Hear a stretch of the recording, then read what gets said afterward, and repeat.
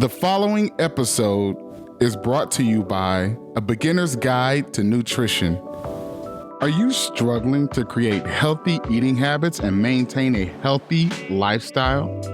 Do you find it challenging to know what to eat and when to eat it? If so, I have the perfect solution for you. My simple guide teaches you not to demonize food groups like fats and carbs. You will learn what to eat to lose weight and maintain your physique. You'll also discover how to build muscle, endurance, and strength. Taking accountability for your lifestyle is one step in the right direction. Learning to rehabit ourselves and eating this, not that, will also help you become the best version of yourself. Realizing that you need to learn how to eat in order to live in moderation is a challenging admission for some to make. The ability to determine that skipping breakfast sets you up for bad food decisions throughout the day sets you up for success in your fitness journey. But that's not all. After you've learned to create healthy habits and food choices, this book doubles as a food journal. This enables you to meticulously track your meals and have a quick reference on what foods to eat, all in the same place. This is a blueprint to create a newer and healthier you. Don't wait any longer to take control of your health and wellness. Order my guide today and start becoming the best version of yourself. The link will be in the show notes.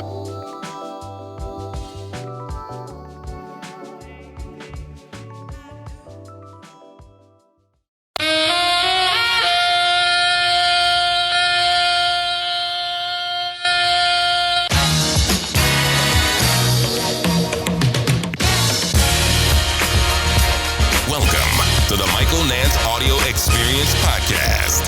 Here is your host, Michael.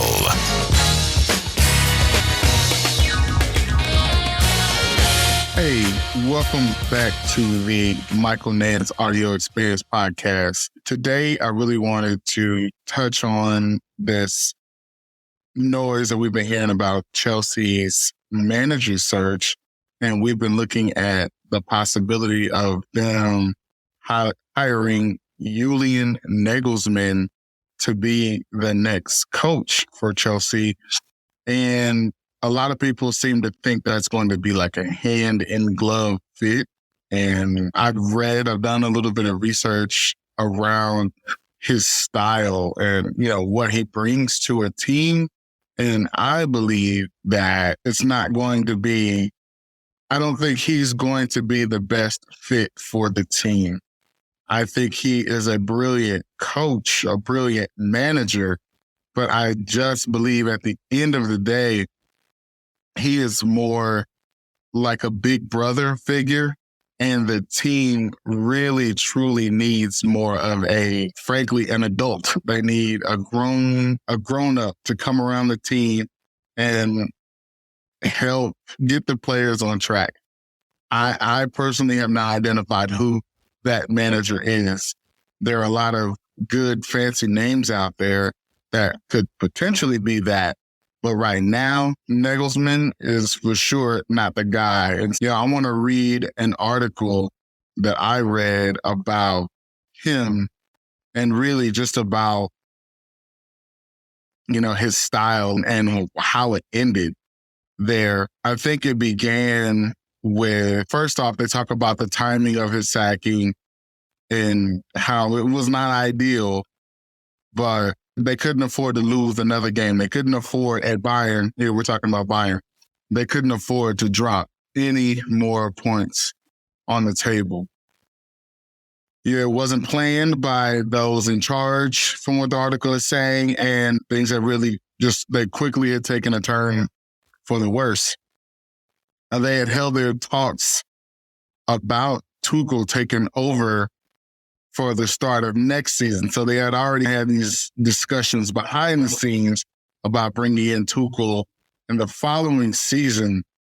But I think Tuchel, from what I read in the article, said, nah, if you want me, it needs to be now, because you're going to have to compete with other clubs in the summer, and I might find a more appealing project. It says that the poor results are really the main reason why he was fired. There are other reasons, but the poor results it created a sense of urgency or exigency around them needing to make a move, because they do want to win the Champions League.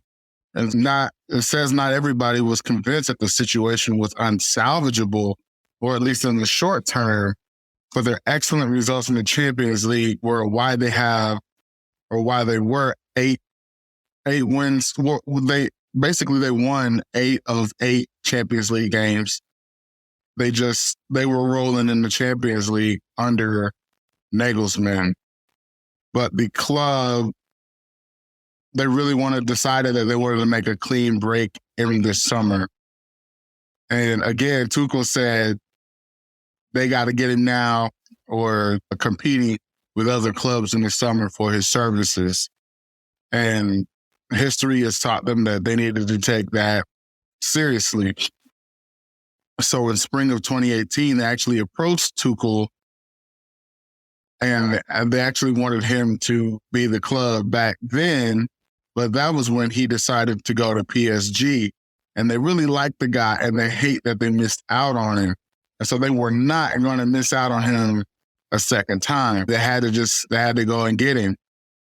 And they said that there was a lot of embarrassment and regret over the way that he was fired, but not about the decision itself to get rid of him. So they admitted that it was in poor taste to fire him the way that they did, but they also admitted that it had to be done. He had to go. And they said the players actually complained that the coach was overcomplicating things in training, which that's interesting. Chelsea fans, pay attention to that. He made too many changes during games, and he didn't even communicate with the players. He also vowed to listen more and adopt a more steady approach, but then he also had to abandon his 4-2-2 formation after a run of poor performances. He recently reintroduced a 4-2-3-1/3-4-2-1 hybrid system that was sometimes the best of both worlds, but more often was confusing for the players. And there was a latent tension between his preferred possession style play and more of a direct style, which was favored by the players. They wanted to play more direct to goal, and he wanted to have possession and win the possession battle throughout the games. And so when the coach wants one thing and the players want another, it doesn't fit. It's square peg, round hole type stuff. And so Bayern's build-up play through the center backs was also an issue that they identified. And against high pressing opponents, it wasn't a successful tactic. But he resisted attempts by seasoned players to modify that setup. So even his veteran leadership in the locker room was coming to him and saying, "This ain't working. We need to do something else." And he refused to change. So that's also something you should keep in mind when you start talking about fit going forward for a young Chelsea team. And also the new signing that they got on loan of Joao Cancelo, he didn't realize what he was supposed to do in his on-field responsibilities because things were shifting, things were changing, and it's too complicated. He's complicating his tactics far too much. And the article also says that he put the system over the needs of the players, which was an often repeated complaint inside the club.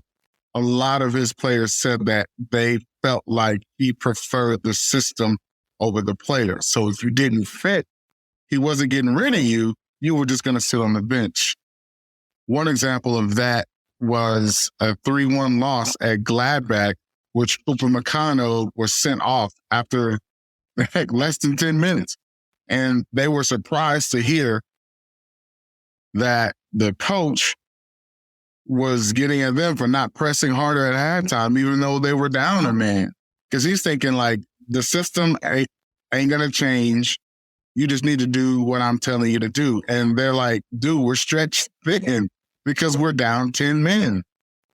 Some of the other professionals in the locker room also found it hard to be consistently in and out of the lineup, especially without him taking time to explain his decisions in great detail. He struck up a close relationship with Kimmich, but nobody else on the team really seemed to get in his good graces. So that's another big issue. If you're going to make someone fall out of the squad, then you need to tell them what they need to work on to improve to get back into the squad, because obviously players want to play. The whole Manuel Neuer thing, when they got rid of the goalkeeping coach, Neuer was pissed.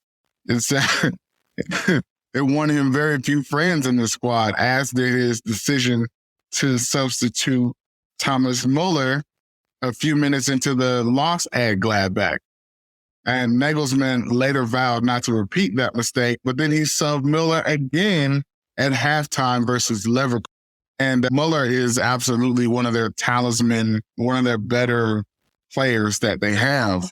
So getting rid of him, that's just a mistake you can ill afford to make. Or not getting rid of him, but not playing him and not being in his good graces is a decision that he could ill afford to make. But Neuer said when they got rid of that goalkeeping coach, it felt like his heart was being ripped out. It was the most brutal thing he'd ever had to deal with in his career. And so Nagelsmann fires their goalkeeping coach, and then he ends up getting fired. So now Neuer is without his goalkeeping coach for essentially no reason at all now. But back to Nagelsmann here, he made his name by always picking different lineups tailored to the specific challenges of each game. And I do think that decision is a smart decision to make. So I'm not criticizing him for that move in particular. But the complicated dynamics in Bayern's dressing room really demanded a less interventionist approach. Too many players felt like they were undermined by the never-ending changes of the squad. He changed things up way too much. Tactics, well, now we're going with this. Now we're going with that. Now I'm starting this guy. Now I'm starting that guy. And the communication wasn't great.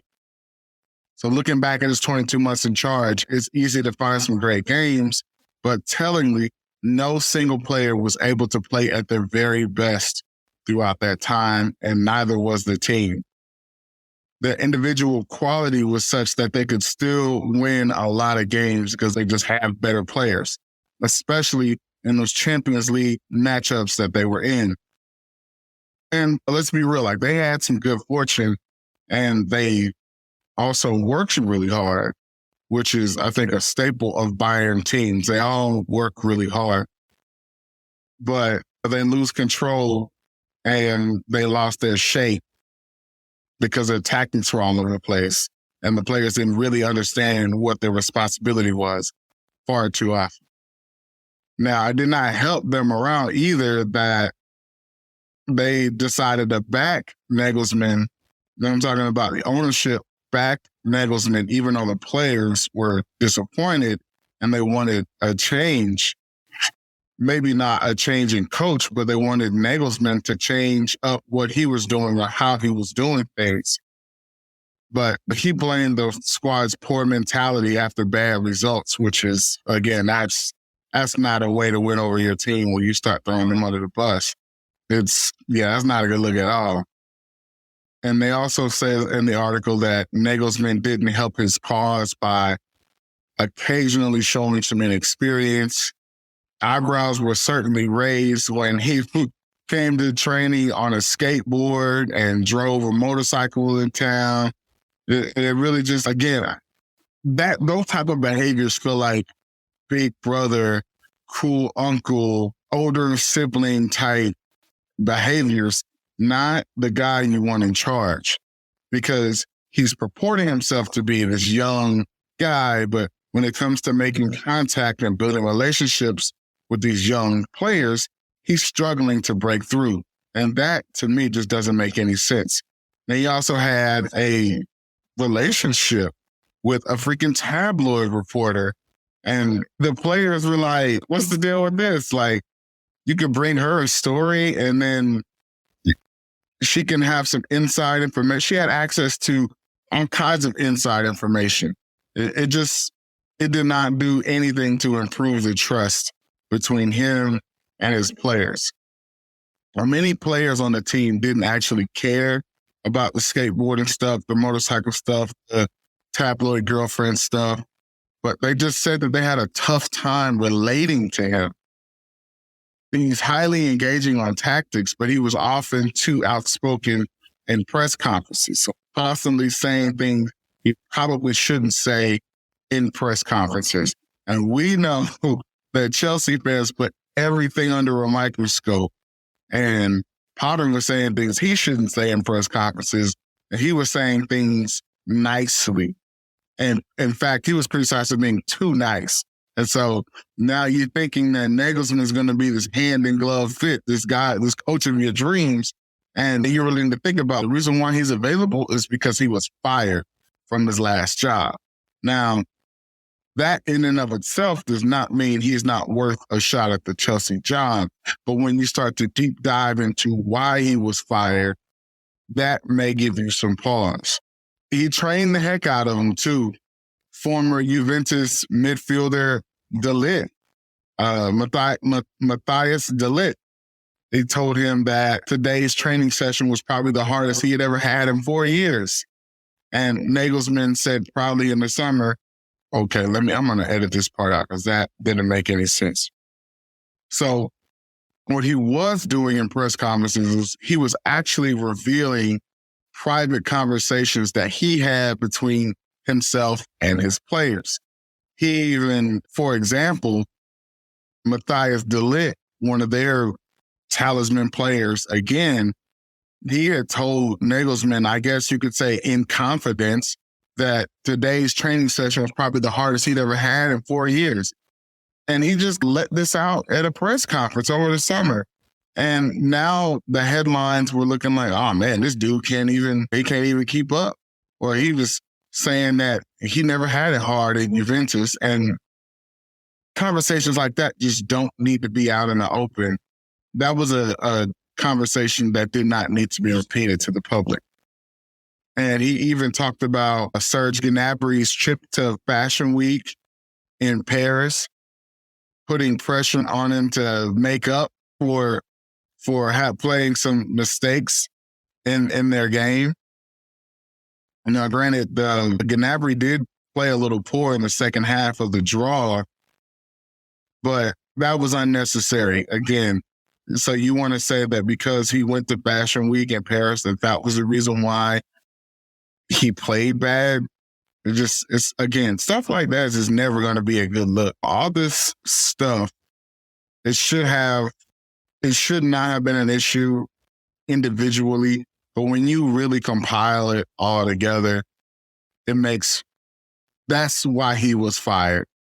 And maybe he behaved that way because he had a level of comfort there and he thought that he was untouchable, that he can do things any way he wanted to. But you really need to take a step back. And he said he was heartbroken after getting fired. And maybe this was going to be an opportunity for him to look himself in the mirror and try to do better and try to improve on things going forward. Because when you look at it, he was supposed to develop youngsters. He didn't. He was known for being able to do, but he did not develop any of the younger players here. And he also could not play the developmental game with the young players and then balance that with playing the veterans and managing personalities. These are all base level requirements for a coach. Most coaches are going to be asked to develop a young talent while also playing and making happier veterans and managing a squad full of personalities. that just comes with the job. And so if you're saying that these are things he struggled at his last job, what makes you think he's going to turn around and now be masterful at it at his new job? They say in the article that there's no ill will feelings towards him at the club. They really would have liked for him to listen more to his advice. And this is like club leadership, like board type people with this quote. They're saying that they really would have liked for him to listen to their advice. They have worked well with enough top coaches to accept some of their idiosyncrasies, but I don't think he was a man that was willing to take in advice and then apply that advice to save his job.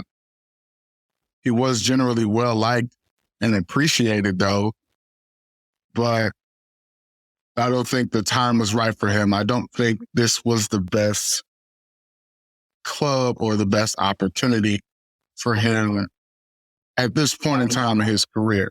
I'm not saying he can never, ever be the Bayern coach again, but right now, as currently structured, the squad was not really ready for him.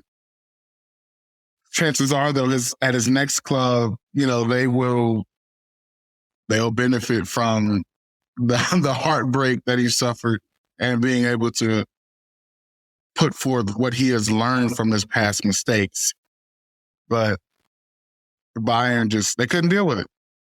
And I think that's really where I'm going to leave it. But I just really want to say, Chelsea fans, you really need to take a deep breath and decide if this is the guy. Based on everything, just educate yourself. I will also leave a link to the article in the show notes so you can read this and maybe you can find something here that I left out and missed. But thank you again for listening, and I appreciate the time you take to engage with me, and peace. Thank you for listening to the Michael Nance audio experience. Subscribe to the show so you never miss a future upload.